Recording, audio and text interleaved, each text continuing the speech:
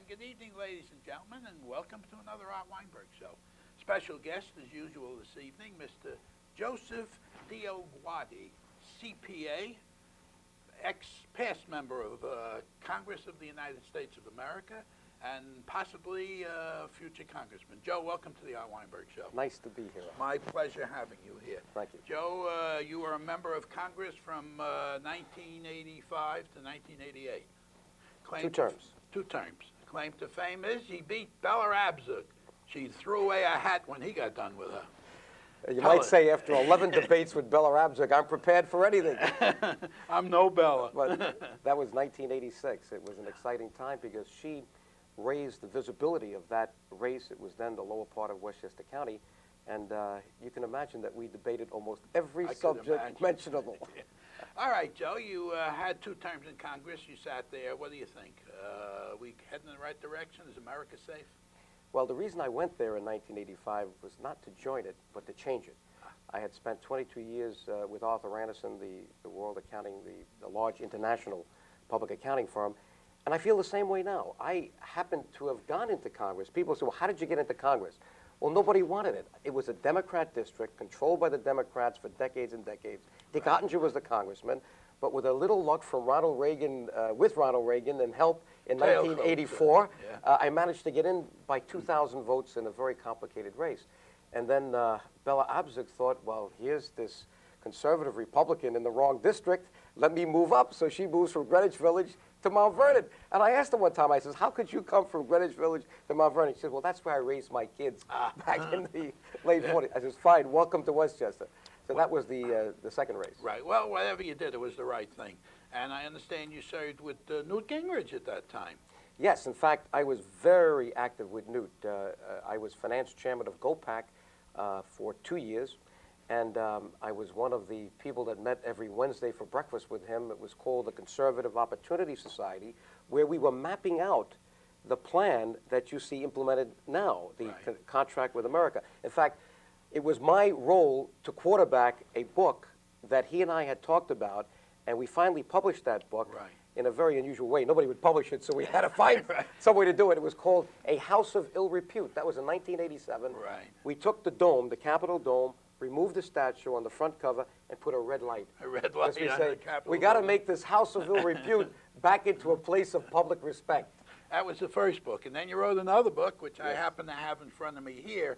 And this book is called Unaccountable Congress, It Doesn't Add Up. What does that mean, Joe? Well, I figured that since, and I was shocked to find this out, Art, I found out that I was the only practicing certified public accountant ever elected to Congress when I got there. Now, by the way, there are none there now. Right. Imagine a place. Obviously. Imagine a place with 276 attorneys and no accountant. That's Congress. Yeah. So I think it's time to go back. The reason I wrote the book was I wanted to give the public a sense for why there was so much being spent that was not being recognized and recorded. It's bad enough that we have bonded debt of almost $5 trillion today. But my biggest fear is what you don't see. That's what you see. Right. It's what you don't see. And if government was required to use the accounting system that the Securities and Exchange Commission imposes on business, they'd all be indicted for securities fraud. Right. Because they've created a shell game on this Mickey Mouse cash basis of accounting where you can accelerate income, defer expenses. It's a politician's dream. You can make the bottom line be what you want it to be. Sure. Every once in a while they slip up and they get caught. They run charge accounts and write bad checks and everything. Well, we saw that with the House Bank. All right. So you've been out of office now since '88, but you've been active. Very. Yes. What was it? 2 years ago. Well, I ran in 1994 in this district. If you recall, we were surprised to find that Congressman Ham Fish was taken ill, and he announced his retirement, that he would retire after the term. And there wasn't enough time for 4 county leaders in the 4 counties to come together, so 7 of us had to make our case directly to the people, and it was very complicated. Right. And because of the fact that it was a 7-man race, everybody kind of got lost in the shuffle, and when it turned out to be Sue Kelly. Well, 6 men and 1 woman. 6 men and Not that that's the distinguishing point, but what it was that the 6 men were mainly conservative, and she was much more liberal in her views.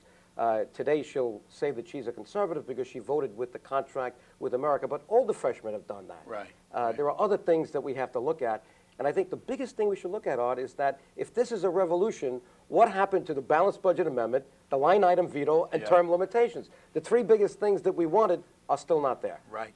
I assume you believe in term limitation?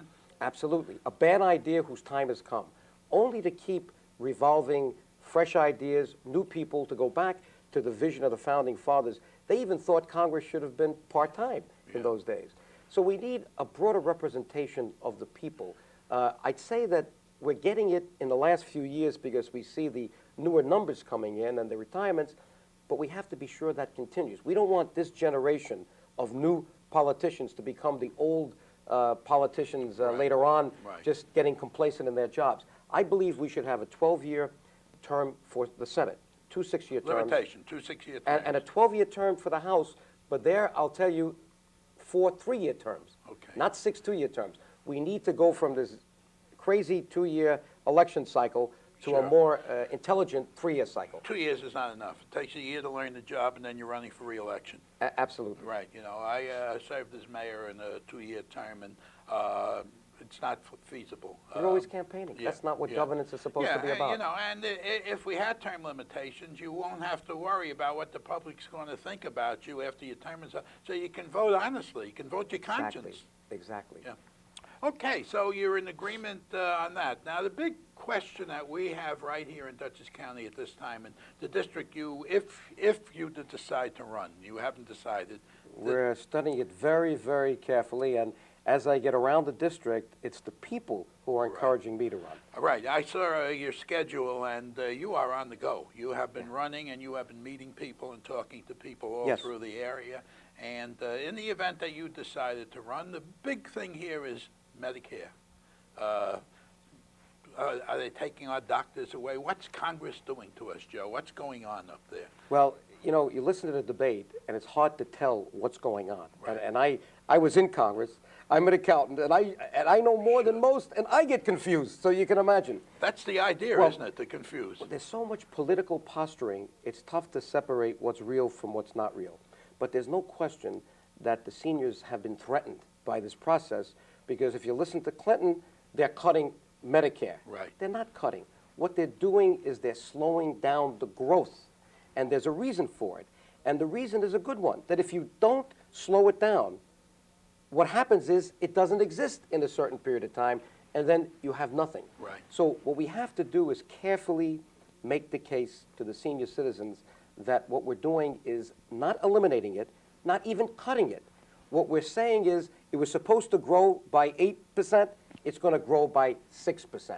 That means what you got before, you're going to get plus something else. Don't listen to the politicians in Washington, especially the great salesman we have in the White House, who says, oh, they're cutting your Medicare. That's not the truth. No, that's for debate purposes between the Republicans and the Democrats. And then when you read both sides of the program, you're thoroughly confused and you don't know what's going on anymore. Well, that's one of the reasons that I believe it's important to have competition. And, you know, winning or losing is not as important as standing up to be counted. And having someone in this race, no matter who wins, is important so that we can see the debate and see that the current incumbent understands the issues the way the people think they understand them. Before we went on the air, we had a very interesting discussion. And, it was very nice. And I was interested to learn that Joe's perspective is it isn't the winning of the race that counts. It's exposing what's really going on and putting the incumbents in the position of having to defend against somebody who knows what's going on. It's called accountability. Yes. It's not only with numbers. It's with ideas. Word? Oh, here it is, right here. What a coincidence. Okay, so... And there's another reason for it. I have never stopped my public service. You can be an active citizen without a title. De Tocqueville saw this back in 1830, 1840. He wrote that wonderful book, Democracy in America, where he was impressed with the energy in the neighborhoods, not in Washington or in the state capitals. This is what America is all about. I will continue, as a congressman or not, always with the congressional agenda I had, trying to create jobs, making the environment sound, doing what I can to balance the books. This is what I think people get excited about, and this is what excites me. It's input. It's input. You're constantly involved in something. You mentioned Albania before we went on the air. Joe's made several trips to Albania. Why, Joe? Okay, it's not just Albania. There happen to be 3.5 million Albanians just outside the current borders of Albania in what we called Yugoslavia. It's now the former Split Yugoslavia, up. which is Macedonia, Serbia, and Montenegro. Well, in the Serbian section is a place called Kosovo, where you have living side by side almost 2 million Albanians. Only 10% of that population or less are Serbian and others.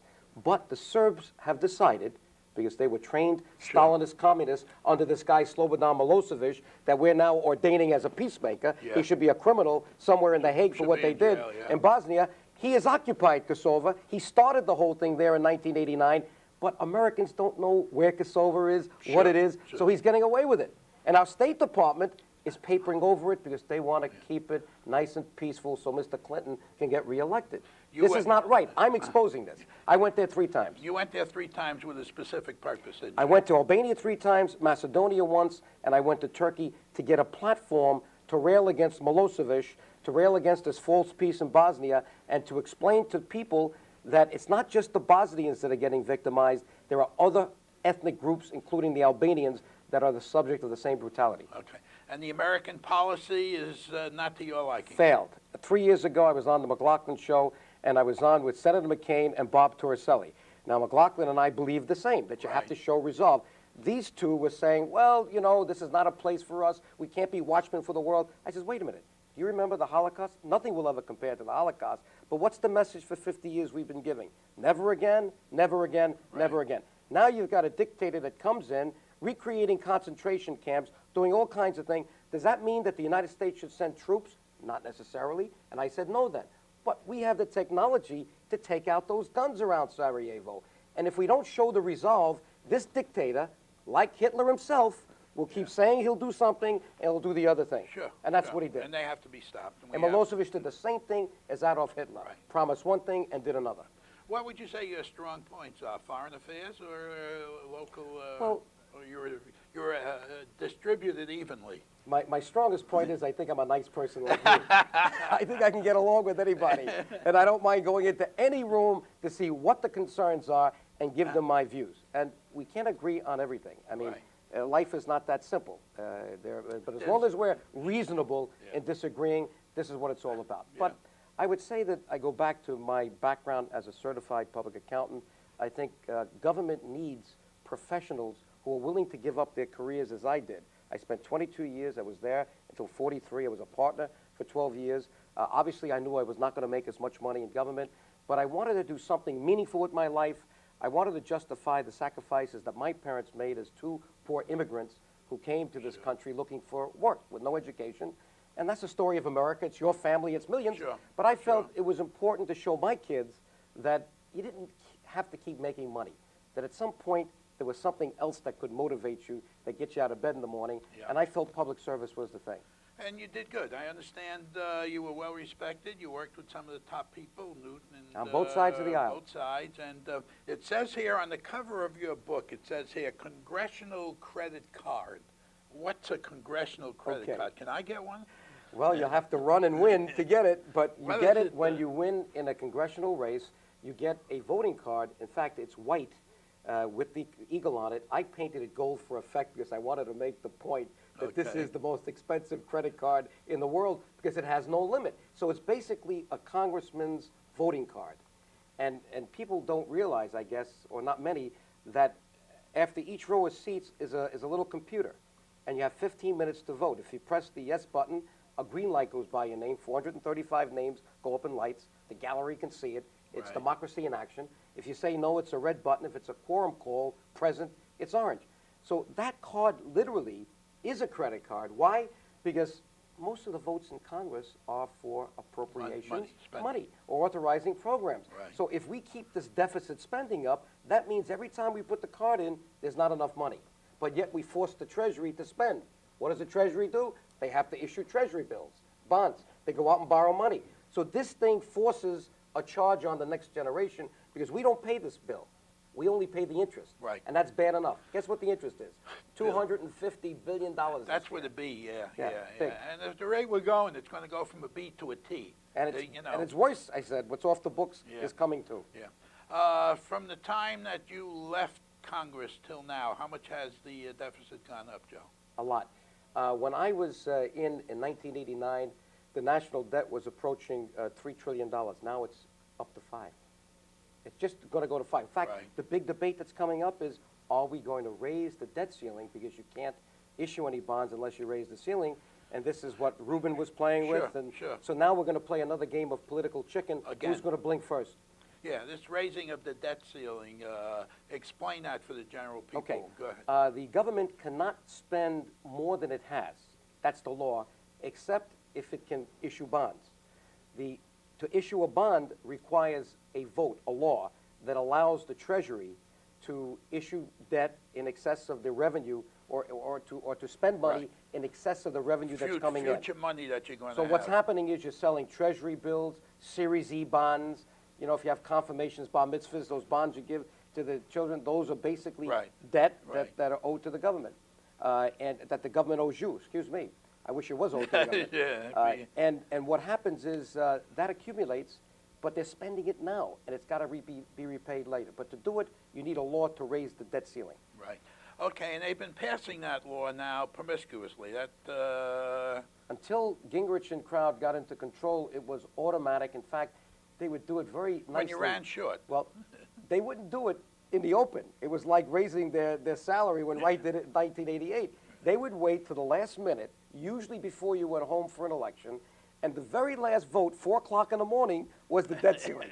Everybody wanted to get out. No one argued, Sure, just a sure. few, and they did it. Yeah. But now it's going to change, because the Republicans, and I believe they're right, have to hold the tax and spenders' feet to the fire. The way you do it is to put a brake on the system. The only brake we have, since we don't have a constitutional balanced budget amendment, the only one available is this debt ceiling. ceiling. So by not passing that law, you force them to reconsider their whole approach to the budgeting process, and that's what he's trying to get Clinton to do now. All right, all the liberals and the do-gooders are saying, yeah, but if you do that, I'm not going to get my paycheck. I work for the government. I'm not going to get my paycheck because they ran out of money. You've got to raise the debt limit. What do you say to those people? Okay. What I say to those people is, number one, it was foolish for us to shut down the government.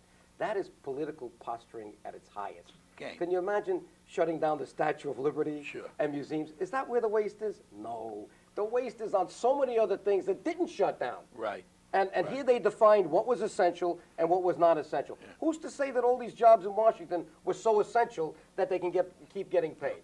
So I would have made a much bigger deal out of this than the current incumbent. In fact, she thought she was doing such a big deal when she said, well, if you didn't get your paycheck because we shut down your government, I now have gone to the banks for you, and they're going to now give you a loan. Now, why wouldn't the banks loan if they know that the federal government Sure. is going to pay it Right. anyway? It's a Eventually. secured debt, Sure. but now you've got not only your taxes, you got to pay interest.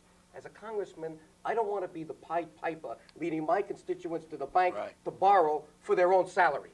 This, to me, was ridiculous. Yeah. What I would have done, you should say, Joe, what would you have done? Joe, what would you have done? Okay. I'm ready. What I would have done is this. I would have said, listen, right, we need a balanced budget, but you know what? Let's not play with the people's hard-earned wages. We know we're going to give it to them anyway later. Advance the money now, interest-free. So you want it to stay home? Right. Fine, but since we know we're going to pay it, advance it to them. And you would have saved the interest. You would have Exactly. saved the money on the Exactly. interest, yeah. Okay, so you've been watching, I assume, what's been going on with the contract with America.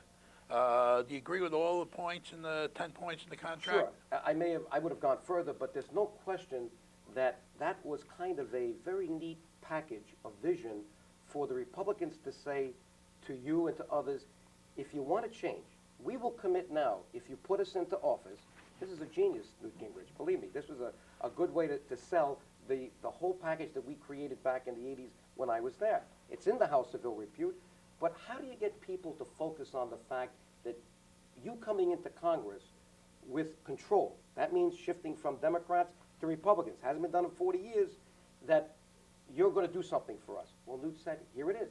You vote us in, we will bring up for a vote these 10 issues. Yeah. Can we guarantee they're going to be passed? No, because there's a Senate over there. Right. But we'll bring them up. He did it. He didn't go far enough in several cases. For instance, my book.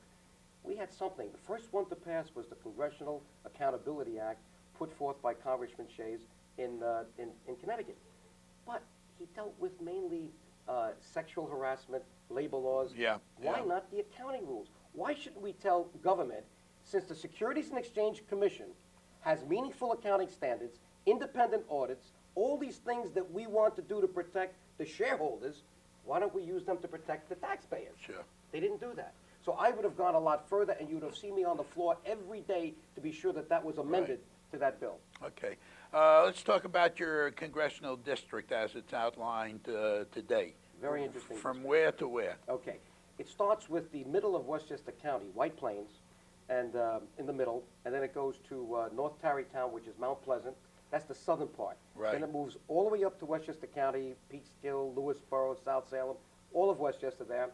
Putnam County, all of Putnam County. So it's got half of Westchester, all of All Putnam, Putnam. about 2/3 of Dutchess, up to Poughkeepsie. Okay. Doesn't include Hyde Park and those areas. Okay, all right. And then you have a small piece of Orange, including West Point. Across the river. It's Okay. a wonderful district, very ethnic. It's got many of the sons and daughters of immigrants from the Bronx and Yeah, Yonkers, yeah. who moved here, by the way, to escape the taxes in Lower Westchester right. in the 50s and 60s.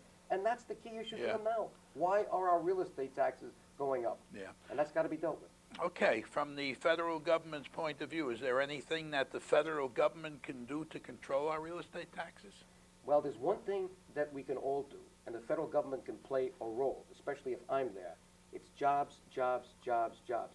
If you don't create an economic base so that you can create real tax ratables, not just by increasing right. the tax base on your residence, which is a very regressive way of taxing, because Yeah. you could own a home, like my mother, she's 82, it has no mortgage, but she hasn't got the ability to, her Pay the Social taxes. Security and her interest is limited.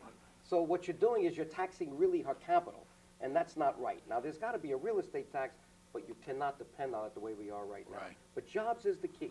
When you see the downsizing of IBM, AT&T, you've got to be a proactive representative coming up with creative ideas. North Tarrytown, the GM plant. Fishkill, you've got IBM. We don't want to see the rest of IBM going. Right. Now the Fleet Bank announces today in the Yeah, Pittsburgh then Journal, March they may 1st. downsize. Yeah, March 1st or We else. got to bring blue-collar jobs Yeah. back. We need to go back to where we were in a sense. There's nothing wrong with building white-collar and blue-collar, because now we see the white-collar with technology can downsize. Right, right. What's wrong? These immigrants are coming here today. We need to give them some light manufacturing, maybe some port activities. We gave the port up to Jersey. We got to bring that port back. Yeah. I understand the airport, the Newark Airport now is outdistanced the Kennedy And Airport. you know why? Because most of the bureaucrats in the Port Authority are from New Jersey. Right. So while we're supposed to be equal, but thank God for Governor Pataki and his Ambassador Gargano on the Empire State Development Corporation, they're onto it, and they're putting the pressure now to get the fair share. Oh, yeah, they've exposed it, and they're getting the publicity out of it. And, okay, so election we have coming up in November of '96. Actually, September of '96. It's a primary. Okay. Whoever wins That's that right. primary, I That's right. believe, will be your representative because it's a very Republican district. That's right. You are a Republican, Yes. and the incumbent is a Republican. Yes. So you're saying, in the event that you decide to Yes. run, there would be a primary in September. And I don't think you'll see 7 people this time. I think you'll see No, just 2. well, you explained that to me, and the reason we had 7 people running was it was a vacant seat. It was up for grabs, and anybody who wanted to become a politician just stuck their foot in the door and said, "I'm ready. Here I am." You know. And if anybody says, "Oh, leave her alone," why not? Let her now make her case to someone who knows how to ask questions, who had some experience, to test whether or not the representative is as good as she says she is with all the mail she's sending out. Yeah, well, what you indicated to me was it's a case of prove your points. Get up there, let me ask you the questions, not your own people, and debate with me. I have some questions. Right. And the public listens and learns as a result of debate, so it's good for Yes. everybody. Thomas Jefferson said it, information is the currency of democracy. I like Davy Crockett's remark on the floor of Congress. Said that at lunch.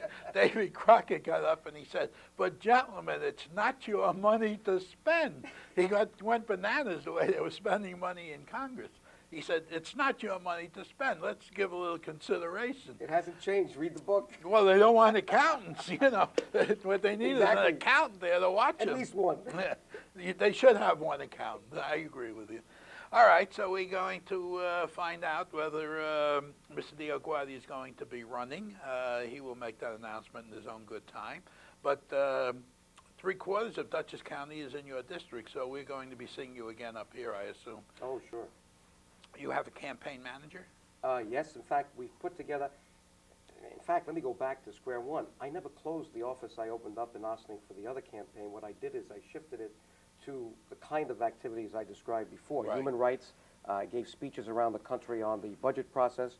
And every now and then someone would come in to say, I lost my Social Security check. They thought I was still a congressman. So I would try to get them back the check. So yes, I put together now, as of January 1, a full-fledged organization. We have 2 full-time people. Okay. Susan's been working in the office even from the beginning, and now John Sarcone, a young man who just passed the PAR exam. He says, Joe, I think you should be the congressman. I'd like to work with you. That's so nice. He's kind of joined Yeah. me now until we make Yeah. that decision. Let me ask you an off-the-record question. Off the record is about 18,000 people listening, but... Off the record for Westchester, maybe. What does your mother think of Newt Gingrich? No. Well, no, the question... By the way, Mom is 82, and she's glued to that television all day, Listen. and she's reading the Reporter's Dispatch. I get a briefing. Every time I go over for a sandwich, I get the clippings, and she says, did you see that interview? Oh, all right. To run for Congress in the United States of America, give me a out of the ballpark figure. What does it cost? What do you have to put together if you want to run for Congress? Too much. And that's one of the problems we have with the system.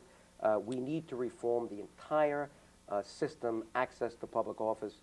Look what Forbes is doing. I mean, if you got a lot of money, you can give anything. Millions. Yeah. In yeah. this district, it's not like the Bella Rabzug race, which was over $1 million. Why? You're in New York City media. Sure. Here it would be cheaper, but I'll bet you're still talking no less than $500,000, which is obscene for a Republican And there's primary. a limit on contributions? Individuals, yes, just Yeah. $1,000 per race. Corporations? No corporations. No Illegal. You corporations can't- is illegal. Only local altogether. races can take corporate All right, money. so you can get 1,000. How do you put together $500,000?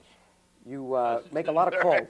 Very hard. And as a matter of fact, it's a good point because we discussed it at lunch. You had a lot of friends that supported you when you did Sure. your thing for mayor, and that's the way I got into office.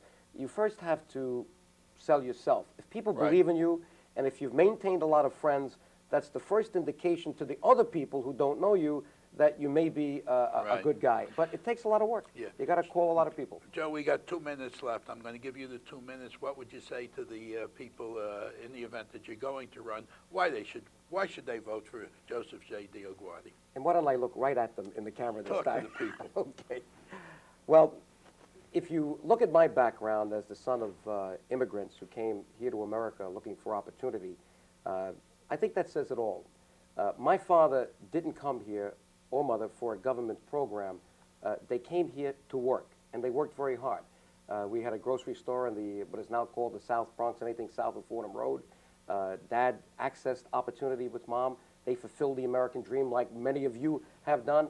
And they moved to Westchester County in 1957. I was there. I became an accountant. I succeeded. I raised my family. I want to bring my professional and personal experience to bear to raise the quality of life in this district and to bring jobs, because that's the key issue in this district is jobs. Joe, thank you very, very much for being on the Art Weinberg Show. Ladies and gentlemen, you heard it here. Joseph J. DioGuardi, possibly your next congressman from this district. Thank you so much. My pleasure, Joe. Okay.